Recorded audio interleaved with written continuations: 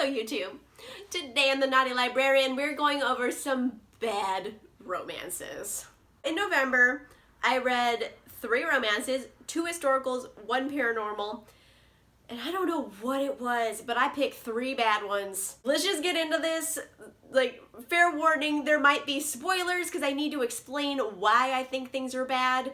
I don't want to be like mean and say things are bad for the sake of it. Like, I'm going to explain my opinions. And also, hey, these are opinions. It's okay if I don't like a book you like. Please do not say hateful things to me.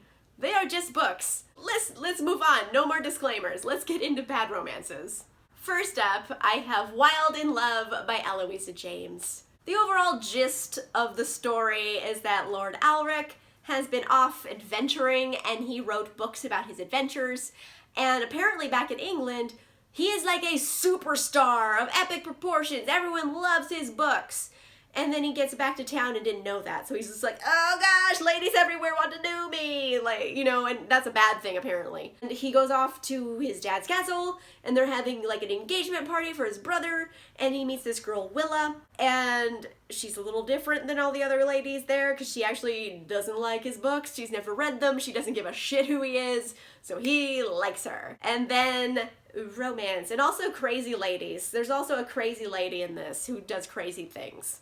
I'm just gonna be honest and say this bored me to tears. It was so dull. like astonishingly dull.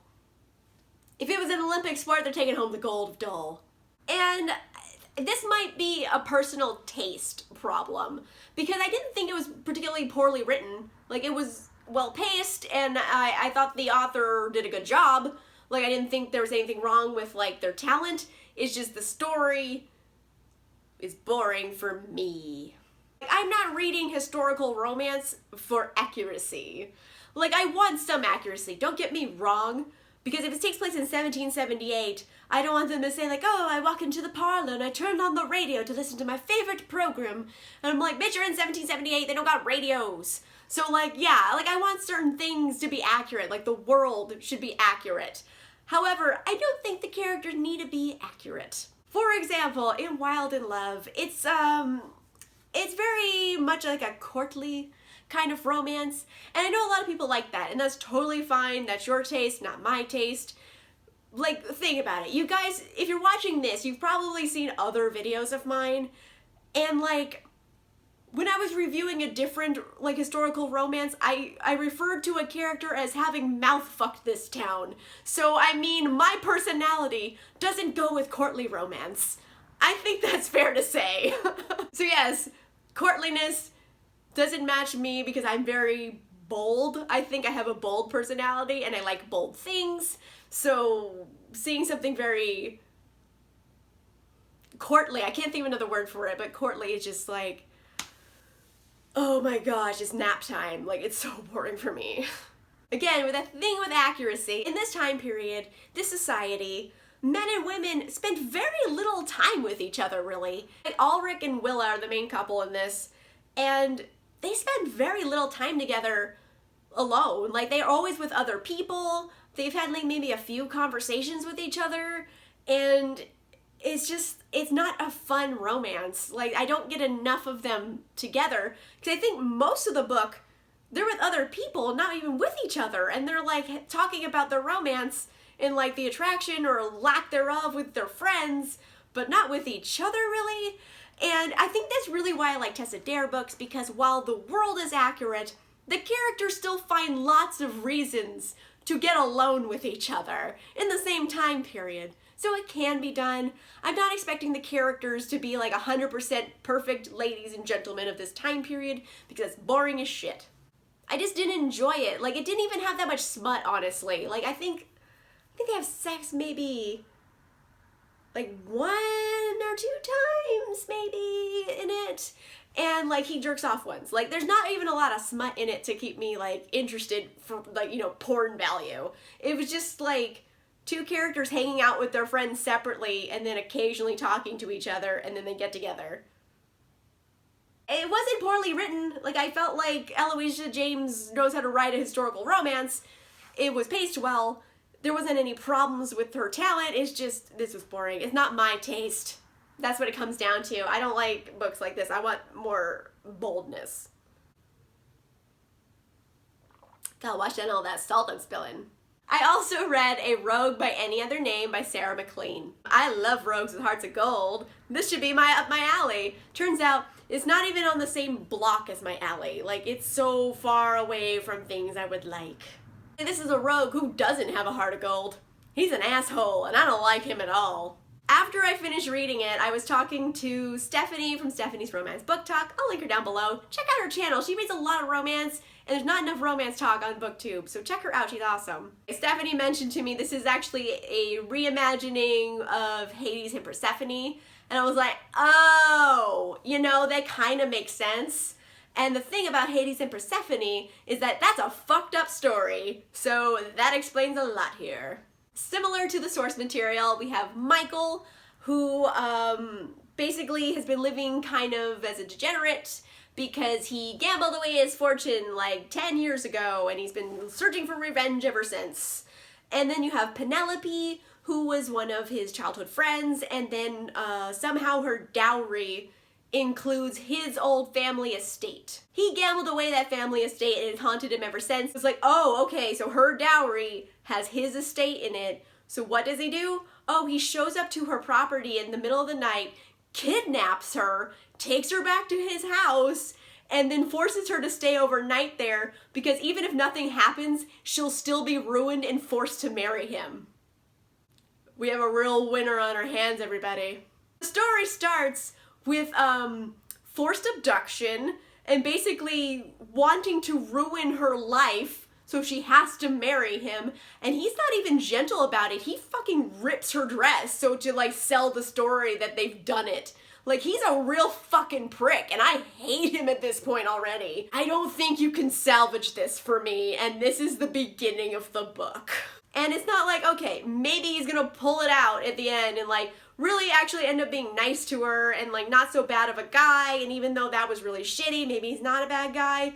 The thing is, nope, he's an asshole the whole book. When he's not like outright just completely ignoring her, he's like actively cruel to her most of the time. And she keeps putting up with it and thinking like is gonna change. And honestly, I just felt bad for her. It was like, oh girl, someone needs to take you aside and be like, you are in the trap and you need to get out. Like, he is no good. 0% good. Run while you can. Am I supposed to like him at all? Like, he didn't even marry her out of like a desire for any of her well-being. He just like, bitch, you have my land, it's mine now because I own everything you own. Fuck you. And it's just like, why am I reading this? Like, even in the end, when there's like, you know, the moment of redemption where Michael like proves he's in love for real, I'm still giving that like a hard side eye. Like, does he prove it? Like, did he? It's a really weak moment of triumph here because you're like, oh, he does really love her. I'm like, but does he? Because his whole moment of redemption, like, it's kind of forced upon him. I don't think he would have picked it, honestly. I think he's still a scumbag. And his whole redemptive moment was barely redemptive. Like, if it was a test, like, you barely passed. Like, if you got 1 point lower, you failed. Like, that's how bad it was. There's just red flag after red flag. Michael is a garbage person, and I just pitied Penelope. She, like, doesn't deserve this. She's just getting, like, shit on the entire book. Why am I reading this? It's so fucking toxic. And the sex wasn't even all that good. He's not even that good of a lay to be that big of an asshole. I can't with him. He is a garbage male. Like, it upset me that this was supposed to be a romance, because it's not. Like, this is garbage. Like, hot garbage. This is not a good romance. Oh my gosh. That all being said, and how much I loathe the characters and the story and this romance in particular, I don't want to be like shitty to the author, because like if I go back and think about this objectively, I don't think she wrote a bad book. Like, I don't think her writing was bad. I don't think the pacing was bad. Like, there's nothing wrong with it from a technical standpoint. It's just the story is a dumpster fire. But like, well-written one. The story in particular is toxic, and I can't with you. Girl, like, I can't. I can't.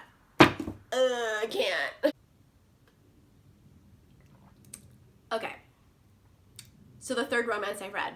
The first two, like, I had problems with the content of the story itself, but I didn't think they were poorly written, so it's like a taste thing, I suppose. This last book, honestly, it's poorly written. It's poorly written and it's bad story. And I am shocked by the fact that, like, I read a story by this author who I love. I've been reading this author for 10 years, and I picked up this book, and it was such a dumpster fire of epic proportions. I DNF'd it at 25%. Like, I try to read at least 50% of a book if I'm gonna DNF something. Like, I want to read at least half. So I can say I gave it a valiant effort. The problem was, at 25% of the way through the book, I could not come up with a fathomable way that it could improve. Like, it's literally, it's impossible in my brain that it could ever improve itself. It's that far down the rabbit hole of awful. It's about to get salty. The dumpster fire I'm speaking of is Shadow and Ice by Gina Showalter. I can only explain the 25% I read, so let's just get into some hot tea on this 25%, because it's garbage. There is this, like, ancient competition war thing that the participants, like, fight to the death, and the last person standing wins something, and I guess they're all, like, immortal during it. I don't know. None of that really makes any sense how it's explained, and I don't know. It's just a lot of stupid rules to this competition that doesn't already make sense. And long story short, these warriors are in battle and they all get frozen in ice. Mind you, this is in like the year 700. There's Vikings. It's a long time ago. So now like 1,300 years have gone by. Cut to present day. You have this girl named Vale. She is wandering around the Arctic Circle, lost, with her sister because they had a guide, but the guide like boned out on them and left them in the Arctic Circle, so they're lost. And they're just wandering around like idiots. And they wander into this random ice cave. Vale, like, she gets there and she's like, oh, this must be a tourist attraction. Like, honestly, right now was the moment where I was like, oh no, these are gonna be dummies. Vale, girl, you are lost in the Arctic Circle and you wander yourself into a random ass ice cave full of like warrior popsicles and you think it's a tourist attraction. Bitch, have you seen any tourists around? If it's a tourist attraction, you wouldn't be fucking lost. There'd be people there, wouldn't there? That's just the dumbest thought that she could have thought, and it bothered me immediately. Like, this is red flag number 1. And then she sees, like, the male lead in this, a romantic interest, Knox, and he's encased in ice. So she thinks these are frozen, like, warriors are statues in a tourist attraction, and she gets all horned up over one of them, and it's just like, yeah. She's, like, talking to him like he's, like, a dude, and she's getting all horned up over it. And I'm like, are you attracted to a statue? Because in your brain, this is a tourist attraction statue you're getting horned up over. Like, you have more problems than I have time to deal with. Driving me to drink.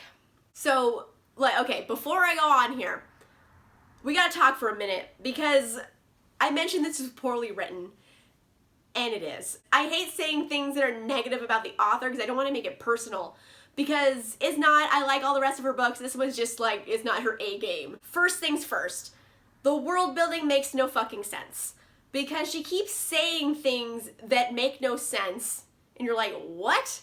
And then like a paragraph later, there's like a sentence saying like, oh, well, blah, blah, blah, blah, blah, blah, and that's why that happened. And the way she was explaining things, it really made me feel like she had no idea what was going on either. Like, she'd say something weird and then explain it away with another sentence that was equally as stupid. It kind of felt like Star Trek, where, you know, they do something that's like questionably scientific that, like, I don't think science supports them doing that. And then they say another line later, well, good thing we invented the blah blah blah machine, so now we can do this. You know, they explain it like that, where like, what a cop-out of an answer. And it's the same here. I would read sentences like that, and then my brain would go down the rabbit hole of nonsense, and there's no bottom to it. You can't get to the bottom of nonsense because it's nonsense. There is a genuine problem with the characters and their dialogue. Like, the way the characters speak to each other, no human speaks like that. Like, they basically speak to each other like entirely in slang, and not even real slang. Like, it's like weird slang that doesn't exist in the world. And no human speaks entirely in slang, because that's not what slang is. Slang are like buzzwords. It's like, you know, the spice on top of regular fucking English. These characters are speaking in this weird slang and nothing but it. And frankly, it feels like when an author writes a young character and they want them to seem young and to this current age, but they don't actually know any young people in this current age. It's like, you know, when authors write text message conversations between characters and they still write in text speak and it's taking place in 2018, and you're just like, no one has used text speak since phones got keyboards. Like, the only people use text speak when you had like the old phone where you had to push like the 7 4 times to get like a U. Like, you know what I mean? Where you had to push the number multiple times to get a different letter. People spoke in text speak because it was harder to text. But once you got a full keyboard, ain't nobody using text speak. We just type the words out like normal humans. Like, seriously, if you've seen a teenager's phone, they type in sentences too. No one abbreviates U to the letter U. And it's the same kind of like vibe here where she's trying to make them seem like genuine young people. And I'm like, no, they're not young people. They're imbeciles who can't form a fucking sentence. I get like it was supposed to be funny, them talking to each other in this weird like slang and all the jokes they were making. It was supposed to be funny. It wasn't funny. It was sad and like trying too hard, and they were imbeciles. They were fucking imbeciles. Like, I can't stress that enough, how dumb they were, and it was like painful to read. By the way, I'm only 11% into this book at this point. I was already thinking I'm gonna DNF this because I can't stand it. Like, it was bad. And I was like, okay, you know what? Maybe this is just a real shaky start. Like, Gina Showalter hasn't done me wrong that often. Maybe this is gonna get better. I'm gonna push through. And the spoiler alert here is that it didn't. It got worse. One thing leads to another, and Knox busts out of this ice cube he's in, and he basically kidnaps Vale and leaves his sister behind. So here they are in his magic shack in the woods, and Vale is there, and she's still being an idiot.